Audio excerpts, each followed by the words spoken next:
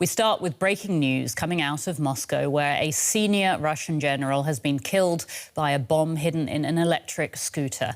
A Ukrainian official said the country's security service carried out the attack. The blast on Monday morning took place outside an apartment block a few kilometers from the Kremlin.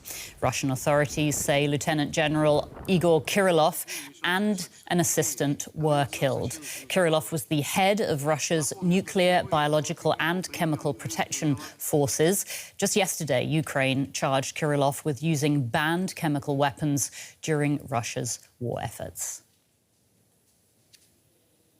And we can get more on this from our Russian affairs analyst, Konstantin Eggert. Konstantin is joining us from Vilnius. Tell us more about this man, about Igor Kirillov, who died in this explosion.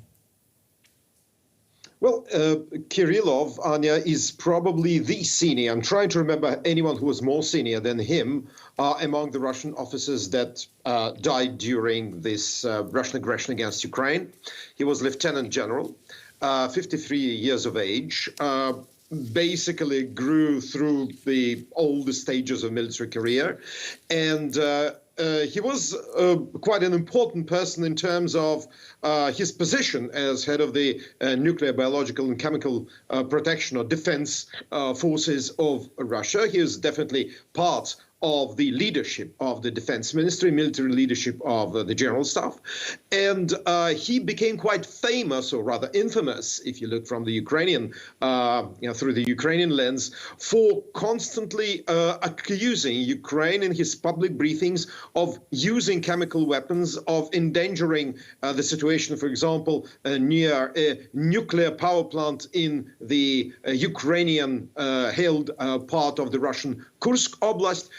So he was also a media figure, and his liquidation by the Ukrainians is, of course, an audacious act in near what seems to be like an apartment block where he lived in the northeast of Moscow. It's not a very prestigious area, but still, what Russian social media is now showing. I looked up the photos from Moscow. It seems that this operation was carried out with a mined or booby-trapped scooter, which was parked near the entrance to the apartment block.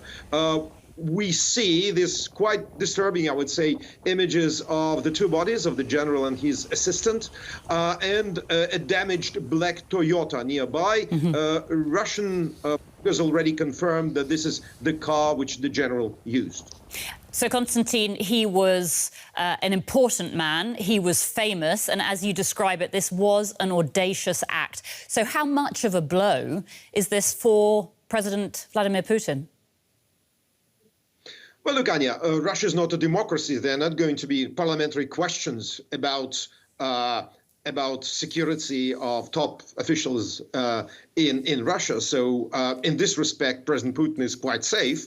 But of course, this is a signal that the Ukrainian leadership, the Ukrainian secret services are sending two top Russians. No one is safe. Those who do something against Ukraine are in our crosshairs. And of course, this is a powerful message. This is Moscow, and I do not remember, booby-trapped vehicles blown up in Moscow for quite a few years. So I do think, indeed, this is a signal to those top Russians that are involved in the war.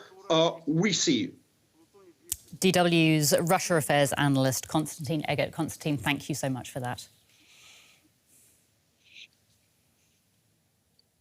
And we're going to cross straight over to Kyiv now, where we're joined by DW's Nick Connolly.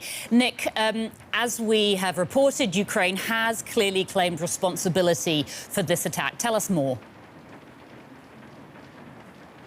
So for now, we are low on details. We're just seeing those same images that you will have seen on social media of the explosion site. But I think what's really unusual this time around is quite how quick this Ukrainian message came out that this was indeed an operation of Ukraine's secret services. In the past, we have had reports, for instance, Russian pilots who have bombed Ukraine, either being shot or otherwise coming to harm in various parts of Russia, not Moscow. And then, days or weeks later, the Ukrainian special services basically indirectly admitting their involvement, but never as fast as this. That is really unusual. And as Konstantin mentioned there, the location is unusual. And I think it is, at a time of pretty bad news for Ukraine's leadership from the front lines of the east, a message to top Russians that maybe we don't have the same number of resources, the same number of tanks and planes as you do, but we can hit you where it hurts. And to the kind of domestic Ukrainian audience, it's about showing that, for all its setbacks in recent weeks, Ukraine is still able to do things that people probably wouldn't have imagined that they were capable of.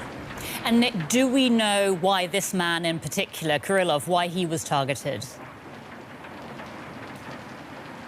Well, certainly this topic of chemical weapons being used in the front lines is something that is taken very, very seriously here. There's a lot of frustration when you talk to people that the outside world, they think, hasn't been paying enough attention. Sometimes these agents used maybe don't kill people immediately, but these are choking agents that cause significant damage to people's lungs, their eyes, and people have, had significant long-term impacts on their health to this, and the fact that Russia has signed international conventions banning the use of these weapons. These are World War I weapons that are being used now, and from a Ukrainian perspective, this is just being taken for granted by the outside world, and Russia isn't being called out about it. Obviously, this is a dangerous game.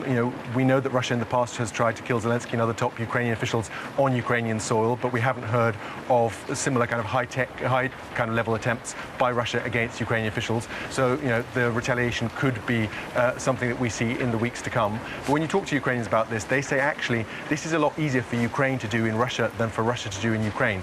There are millions of Ukrainians who have worked in Russia, who speak Russian perfectly, who can't, be easily identified, whereas, Russians who speak Ukrainian and can operate undercover here are many fewer. So there is a sense that this is the kind of asymmetric warfare that Ukraine can do better at and that Russia might struggle to replicate. Nick, thank you so much. That's DW's Nick Connolly reporting from Kyiv.